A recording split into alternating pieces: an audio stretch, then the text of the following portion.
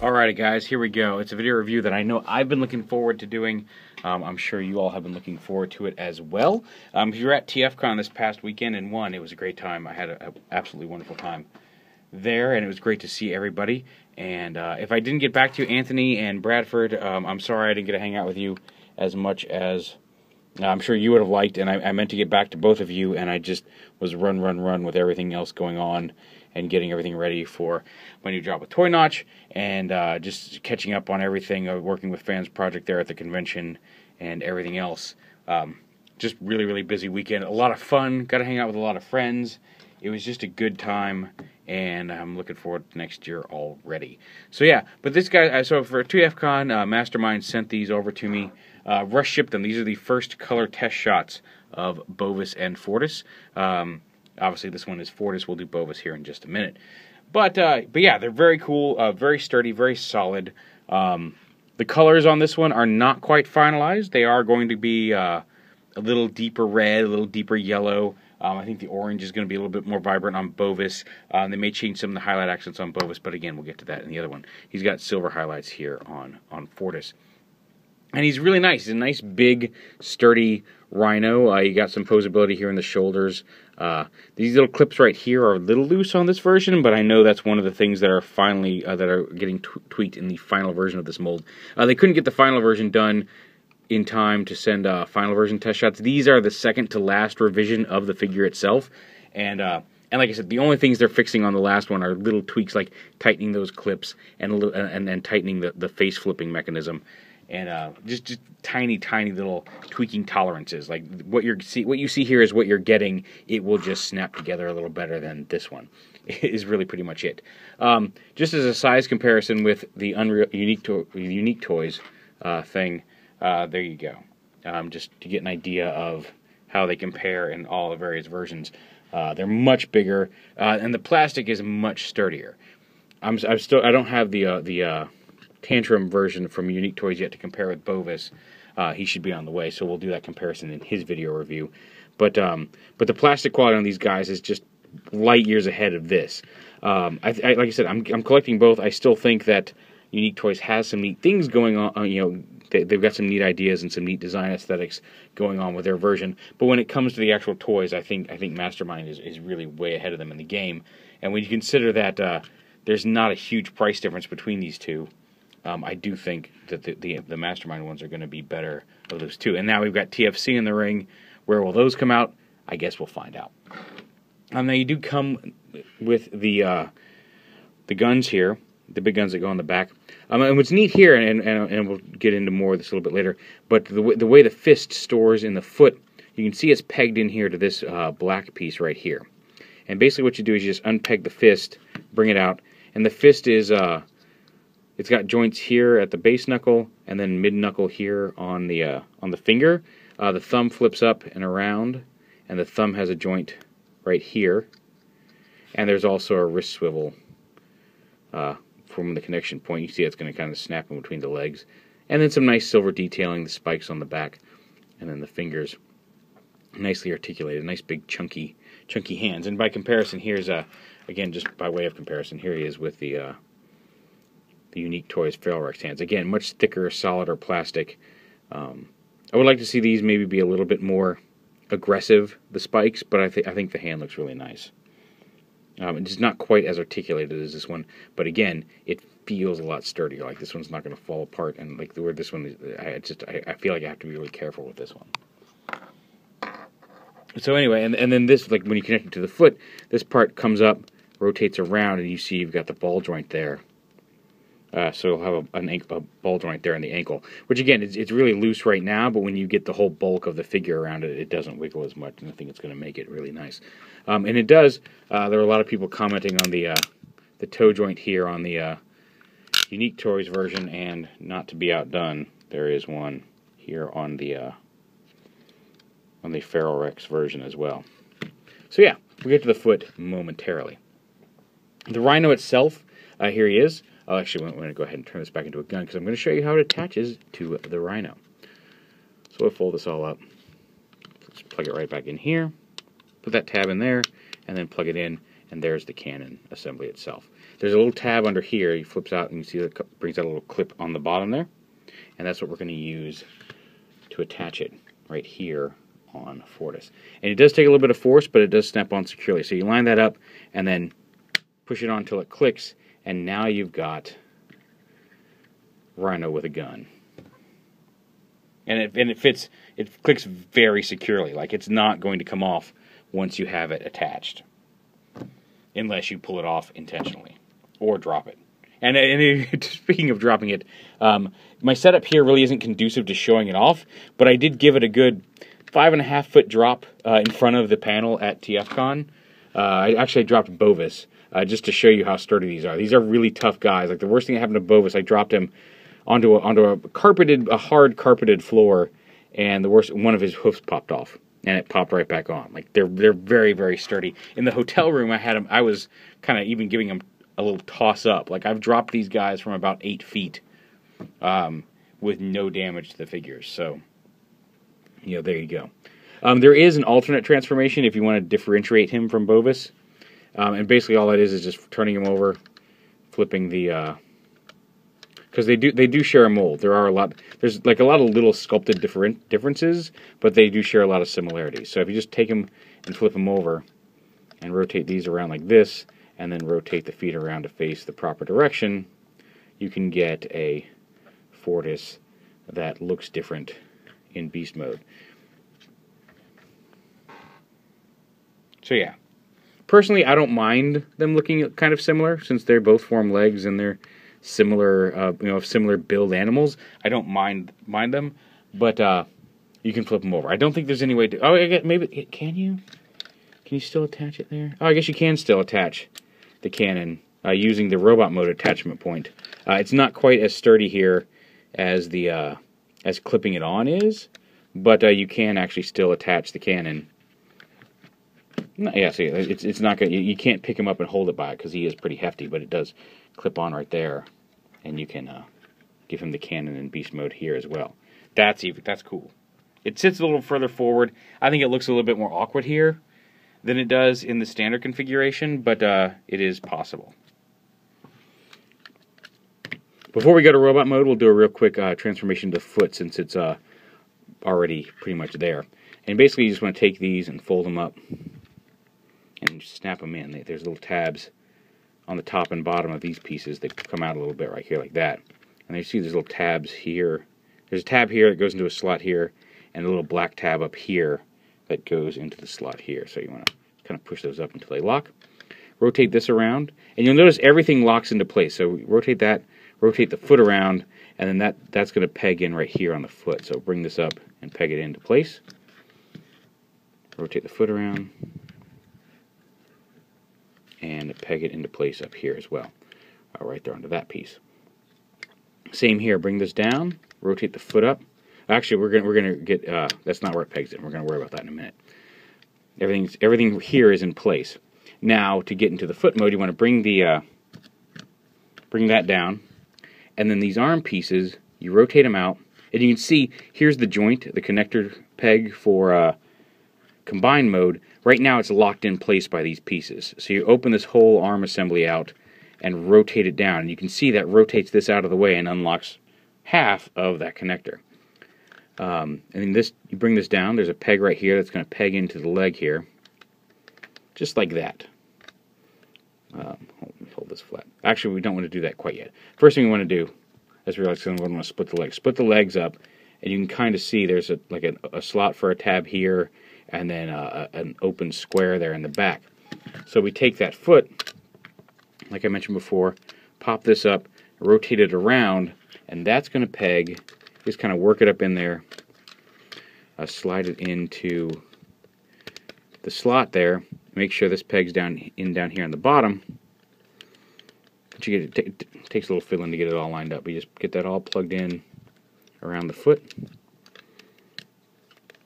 There we go. And then bring the other half down. You just kind of sandwich it in there between the foot. Everything locks together, and there you have the foot on the connected to FORTIS. And then you bring this down, plug this in right here into the back of this foot piece, and then this piece rotates around. You'll see there's a clip that comes to the middle and that's going to connect to the piece on the side. But then this comes up, you rotate it forward like this, rotate the hoof up just like we did on the lower feet, which should have stayed plugged in down here. Yeah, whatever, they clip in right there. And then you bring it down, so this top slot on the foot, I don't know if you can see it here. There's a slot in the foot there, pegs right onto this tab. And then so everything locks into place in leg mode, in limb mode. There's no loose bits. That's really cool. And again, do the same thing over here. Plug it in, rotate it up. And again, like I mentioned, these are going to tab together down here. These should have stayed tabbed together down here. There we go, just like that. So those pieces tab together. And then you bring this up. Rotate it the right way first. And peg it in right there. And there is the foot mode. And just, like, I'm trying to think of, I don't really have any, like, compared to a G1 combiner, here he is next to Computron, just to get an idea. Let me back up a little bit. How big he is. So, he's going to be a pretty decent size. In robot mode, these guys are about as tall as Beast Wars Ultra Optimus Primal, the first one. So, yeah, pretty impressive there. And size on the foot. And then this joint rotates up. I'm not sure entirely what the connection is. It looks like it's going to have a giant S connection. It's a round peg that's going to slip in there. And when you get it rotated all the way up, there's a release tab right here on the back. So it looks like it will peg together and it will lock. And then you've got the release tab to release it once you're ready to pull them apart and separate them into the individual robots. So yeah, quite impressive. Here he is with Voyager Sandstorm, again, just to get an idea of just how big that foot is.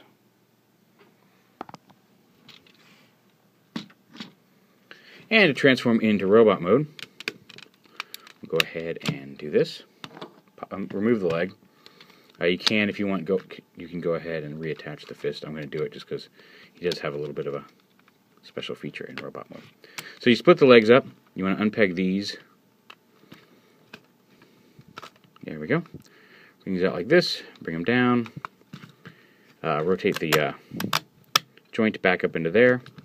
Split this. Rotate it up. And plug it back into the shoulders. And from here, you want to lift the robot. And when he is in beast mode, his robot head is visible inside his mouth. You can call it an issue if you want. I personally like it. It kind of, every time I see it, I imagine like Chief Quimby giving Inspector Gadget one of his assignments. This message will self-destruct. So yeah. But yeah. So you bring him up like this. You open up, flip the legs. I do this just because it makes it easier to get these panels open. Get these legs out of the way and open these panels right here. And that's going to allow you to flip the legs down. Oh, you want to flip up these knee spurs as well on the bottom legs there. Somebody asked if these can be swapped and they're not pegged in. You'd have to unscrew this and pull it apart, I think. I don't think you can just pop it out, but they are not pinned in. You can, there's just a couple of pegs. So if you want to swap the knees on Bovis and Fortis, you can. It looks like just about any of the parts that you feel like swapping can be swapped on these guys. So rotate the legs down and around. These sit in the waist, and then when you transform them, like I highly recommend putting these down like this so they fit behind these black pieces when you transform into alternate mode. Just because these are on small ball joints, they do like to pop off. And also when you rotate the legs around for transformation, make sure that you just rotate this bottom piece and not both of these joints here, because this piece will knock them off. Again, will bump them off. As long as you grab it right here and rotate it, you can see what I'm talking about. Like if you turn the whole thing, that's going to hit that. And if you try to get them both around the wrong way, it'll pop them off on that piece. So you rotate the waist around. Now these feet down here, you want to kind of lift up, rotate out, and then you want to right here rotate them around like that. So that you just use that opening to go right over this piece, and then fold this in, and that's what brings the actual foot down and forward for the robot mode. So again, pop this off, rotate it so the opening comes to the non-hinge side. Bring it up. Okay. Yeah, there we go, this way. And then slide it up and around, and then close this, and you'll have the foot in the correct position. So close that up. These stay pegged in right here, and you just fold the animal feet in, and again, they snap on just like that. Pull them in, peg into place, and we're getting almost done. Aside from these things, there's little panels right here that you rotate around and plug into the sides, and that thickens up the legs a little bit, makes them look a little bit more armored, and just proportionally makes the legs a little thicker, so they're not just the thin little rails. And then up here on the top, and again, you'll see, like, I love the chest plate that's molded to look like the feet that pressed in on the original G1 toy. So here, you just bring the shoulders down, unpeg, see there's a tab there, unpeg the fists from right there, and then flip out the fists down here. They do have wrist swivels, which is nice. And then you want to take the shoulder pad and rotate it forward, and then this piece comes up and again pegs right into place nice and tightly right here on top. And again, people were complaining about the shoulder joint. This shoulder joint is very tight. This is the shoulder joint that everybody thought looked thin. One, it's very tough, and it's really only there to facilitate some extended arm poses, because most of the time that's going to stay pegged in to the shoulder, and when you do that, you've still got plenty of range of motion on the ball jointed shoulder, and you're not really going to be stressing that piece. It's already a very, very tough piece. I've swung it around by the arm. I know Griffith, the designer, has swung it around by the arm, and it's held up just fine. And it's designed in such a way that in normal play, unless you get really, really rough with it, it's going to stand up just fine. So there's that. We got the arm. Rotate it around. And then you just, up here, you flip down the face, and there he is in robot mode. Very, very cool. Very, very neat, very huge. He does come with a couple of cannons that can plug into his arm. You can plug them down here on his legs. You can plug them down here on his legs in animal mode as well, or up on the shoulders. You know, what becomes his animal mode shoulders, which is his forearms here, just like that. And then he's got these weapons, which are kind of you can kind of see it here. They're kind of a silver gold. I'm calling it a champagne color. It's not quite silver, not quite gold. It's kind of in between. All the paint apps on him are silver. And a lot of the ones on Bovis use this champagne gold color. It looks different colors and different lights. It looked really gold at the comic shop today. It looked like this champagne color out in the sunlight, and they look silver in the yellowish light in my house. So it's kind of a neat color, but he's got these different knives. These are part of the knives that will combine to form the giant Oppenheimer sword, I think is what it's called, for Feral Rex. Right now, they're just his daggers. I don't have all of that weapon. I do have the feet and fists for the combined mode. I do not have all of the pieces to make the giant sword, and that's okay. So yeah, there he is in robot mode. Very cool. Very large as well. Let's see if I can't get all of him here in the... there we go. That's pretty much all of him there in frame. And again, just since we did it in alt mode, let's get him back a little bit. Here's a size comparison with Unique Toys War Rhino.